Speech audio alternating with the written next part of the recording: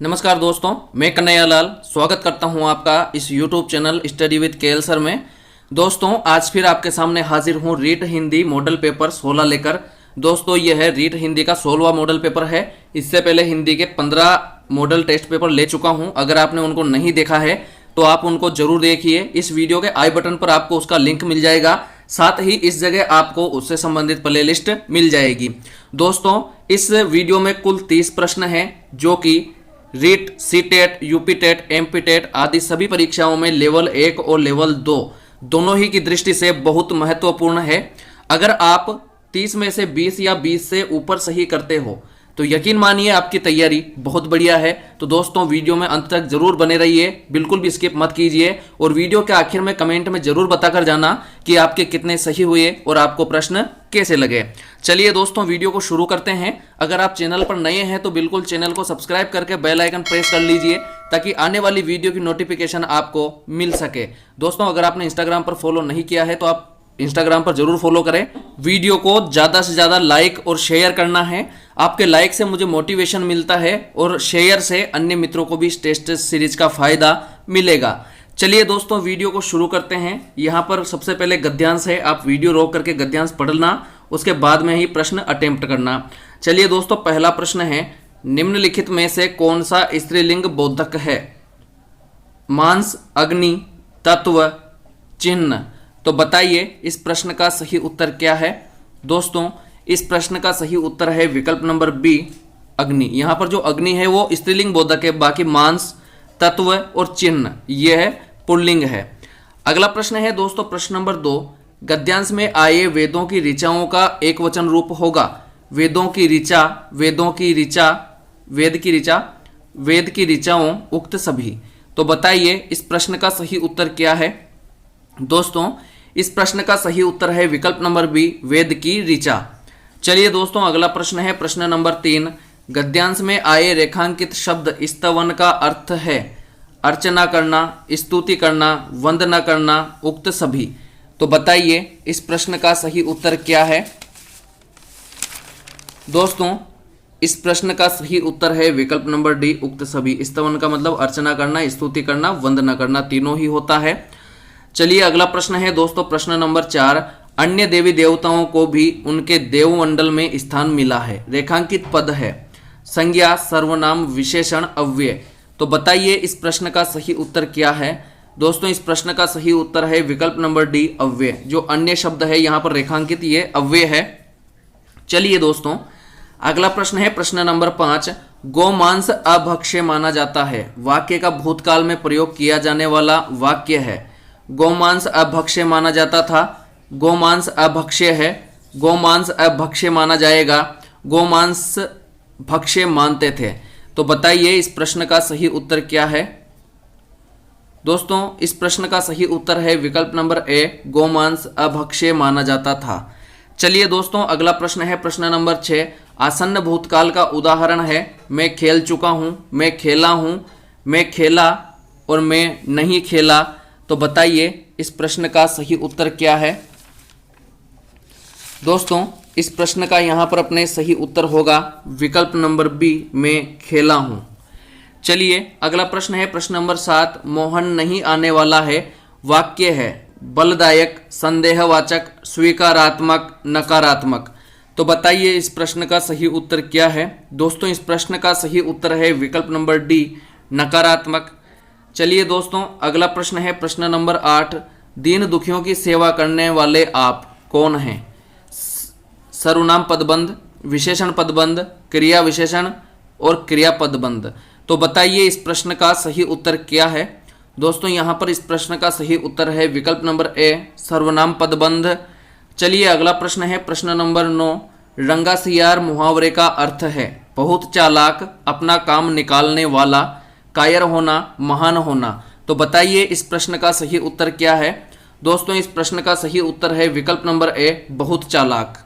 चलिए अगला प्रश्न है दोस्तों,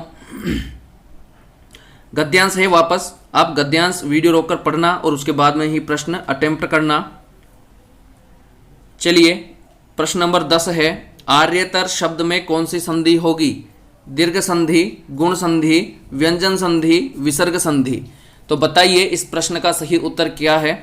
दोस्तों इस प्रश्न का सही उत्तर है विकल्प नंबर बी, गुण संधि। यहाँ पर जो आर्यतर है इसका विच्छेद होगा दोस्तों आर्य प्लस इतर, आर्य प्लस इतर इसका विच्छेद होगा और आर्यतर गुण संधि होगी।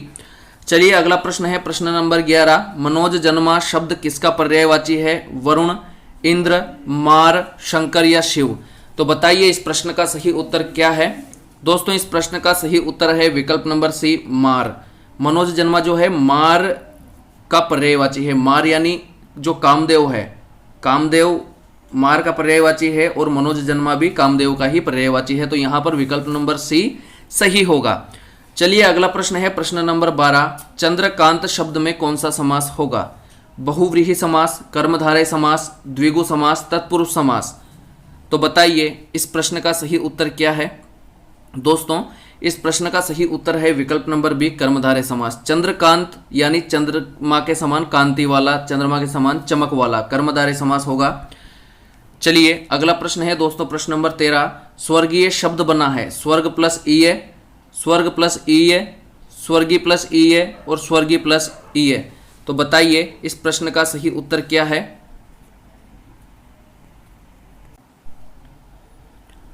दोस्तों इस प्रश्न का सही उत्तर है विकल्प नंबर बी, स्वर्ग प्लस ईय, यहां पर सही होगा। चलिए अगला प्रश्न है प्रश्न नंबर 14। शरीर जलकर राख हो गया वाक्य में रेखांकित शब्द के स्थान पर किस शब्द का प्रयोग किया? भस्मक, भस्म, क्षारित, क्षारीय। तो बताइए इस प्रश्न का सही उत्तर क्या है। दोस्तों इस प्रश्न का सही उत्तर है विकल्प नंबर बी, भस्म। यहां पर सही आंसर होगा विकल्प नंबर बी, भस्म। चलिए दोस्तों अगला प्रश्न है प्रश्न नंबर 15। मांगे भीख पूछे गांव की जमा। भीख मांगकर गुजारा करना, अपनी असलियत भूलकर बात करना, ग्राम समाज की भलाई करना, इनमें से कोई नहीं। तो बताइए इस प्रश्न का सही उत्तर क्या है। दोस्तों इस प्रश्न का सही उत्तर है विकल्प नंबर बी, अपनी असलियत भूलकर बात करना, सही आंसर होगा। चलिए अगला प्रश्न है दोस्तों प्रश्न नंबर 16। निबंध का आरंभ तथा समापन वाक्यांशों के माध्यम से किया जाता है। रूपरेखा विधि, प्रवचन विधि, तर्क विधि, समीक्षा विधि। तो बताइए इस प्रश्न का सही उत्तर क्या है। दोस्तों इस प्रश्न का सही उत्तर है विकल्प नंबर ए, रूपरेखा। दोस्तों निबंध का आरंभ और समापन रूपरेखा के माध्यम से होता है। सबसे पहले रूपरेखा बनाई जाती है, उसके बाद में ही निबंध को मूर्त रूप दिया जाता है। चलिए अगला प्रश्न है दोस्तों प्रश्न नंबर 17।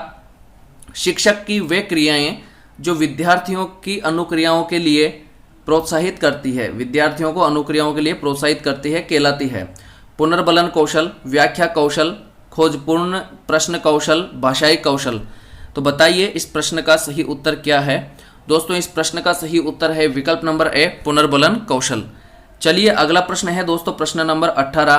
पद्य आत्मा की संकल्पनात्मक अनुभूति है, यह कथन है भारतेंदु, श्री जयशंकर प्रसाद, पंडित जगन्नाथ, कारलाइन। तो बताइए इस प्रश्न का सही उत्तर क्या है। दोस्तों इस प्रश्न का सही उत्तर है विकल्प नंबर बी, श्री जयशंकर प्रसाद। अगला प्रश्न है दोस्तों प्रश्न नंबर 19। निम्नलिखित में मातृभाषा शिक्षण का सिद्धांत नहीं है। नियोजन का सिद्धांत, आवृत्ति का सिद्धांत, पुनर्बलन का सिद्धांत और चिंतन मनन का सिद्धांत।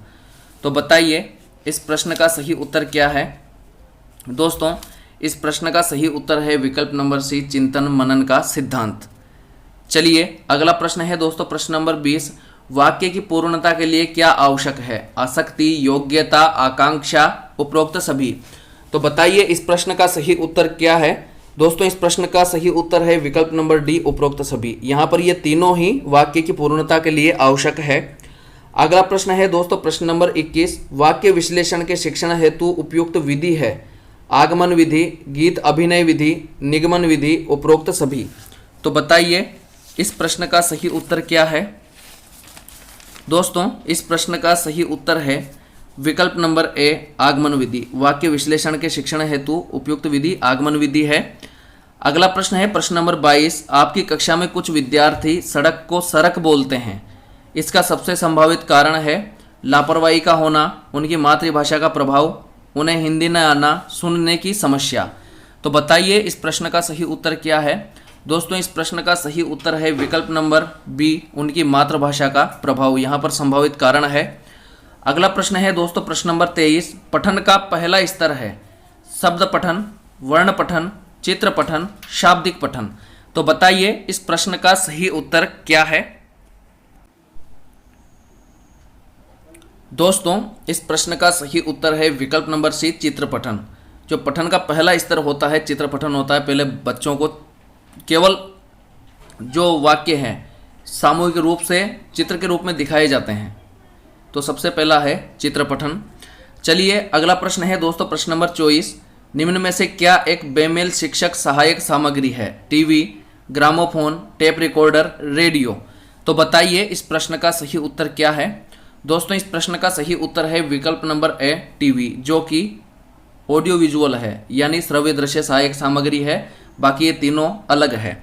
चलिए अगला प्रश्न है दोस्तों प्रश्न नंबर 25, उच्च प्राथमिक स्तर पर कहानी रचना के लिए उपयोगी सामग्री होगी। शामपट्ट, फ्लैश कार्ड, चित्रकथाएं, उपरोक्त सभी।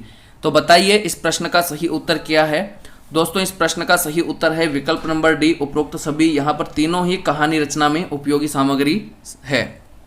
चलिए अगला प्रश्न है प्रश्न नंबर 26, बच्चों के भाषा विकास की क्रमिक प्रगति का रिकॉर्ड रखने में कौन सा सर्वाधिक सहायक है। शिक्षक डायरी, उत्तर पुस्तिकाएं, पोर्टफोलियो, नोटबुक। तो बताइए इस प्रश्न का सही उत्तर क्या है। दोस्तों इस प्रश्न का सही उत्तर है विकल्प नंबर सी, पोर्टफोलियो। यहाँ पर सही आंसर होगा। चलिए दोस्तों अगला प्रश्न है प्रश्न नंबर 27, वीडियो के आखिर में कमेंट में जरूर बताकर जाना है कि आपके कितने सही हुए है और आपको प्रश्न कैसे लगे। साथ ही वीडियो को लाइक जरूर करना है। 27वां प्रश्न है, जब बच्चे भाषा से भिन्न कोई विषय पढ़ते हैं तो वे साथ साथ परीक्षा की तैयारी भी करते हैं, केवल अवधारणा ही बना पाते हैं, केवल विषय ही पढ़ते हैं, साथ साथ भाषा भी सीखते हैं। तो बताइए इस प्रश्न का सही उत्तर क्या है। दोस्तों इस प्रश्न का सही उत्तर है विकल्प नंबर डी, साथ साथ भाषा भी सीखते हैं। सही आंसर होगा। चलिए अगला प्रश्न है प्रश्न नंबर 28, अंत्यवाक की संकल्पना का संबंध है वाइगोत्स्की, पियाजे, स्किनर, चोम्स्की। तो बताइए इस प्रश्न का सही उत्तर क्या है। दोस्तों इस प्रश्न का सही उत्तर होगा विकल्प नंबर ए, वाइगोत्स्की। अंत्यवाक की संकल्पना का संबंध वाइगोत्स्की से है। अगला प्रश्न है प्रश्न नंबर 29, हमारे जो भाषा है हमारे को व्यवस्थित करती है। किसको। व्याकरणिक चेतना, खेल क्रिया, विचार प्रक्रिया, सामाजिक व्यवहार। बताइए इस प्रश्न का सही उत्तर क्या है। दोस्तों इस प्रश्न का सही उत्तर होगा विकल्प नंबर सी, विचार प्रक्रिया। जो भाषा है हमारी विचार प्रक्रिया को व्यवस्थित करती है। चलिए दोस्तों अगला और आखिरी 30वां प्रश्न। उससे पहले अगर आपने वीडियो को लाइक नहीं किया है तो वीडियो को लाइक और शेयर कर दीजिए। 30वां प्रश्न है दोस्तों, लेखन कौशल में सुलेख के तत्वों में से कौन सा तत्व सम्मिलित नहीं है। शिरोरेखा, अधोरेखा, स्पष्टता, स्वच्छता। तो बताइए इस प्रश्न का सही उत्तर क्या है। दोस्तों इस प्रश्न का सही उत्तर है विकल्प नंबर बी, अधोरेखा। जो अधोरेखा है वो सुलेख के तत्वों में सम्मिलित नहीं है। बाकी शिरोरेखा, स्पष्टता और स्वच्छता तीनों ही सम्मिलित है। चलिए दोस्तों आज के लिए इतना ही। मिलते हैं जल्दी ही नए वीडियो में नए टेस्ट के साथ। तब तक के लिए नमस्कार।